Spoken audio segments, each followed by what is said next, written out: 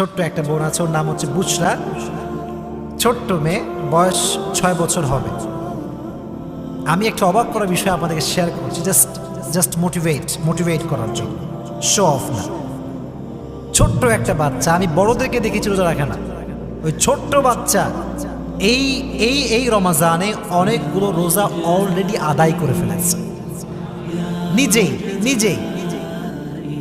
আমরা তো ওই যে সাহারি খাওয়ার জন্য উঠি, তো বাচ্চা মানুষ ভাবে যে কিরে সবাই উঠে যায় কোথায়, তো ঘুম থেকে উঠে আসছে, দেখছে আমরা সবাই বসে বসে সাহারি করছে, তো ওইও বলছে আমিও খাবো, ঘুমের তালেই বলছে আমিও খাবো।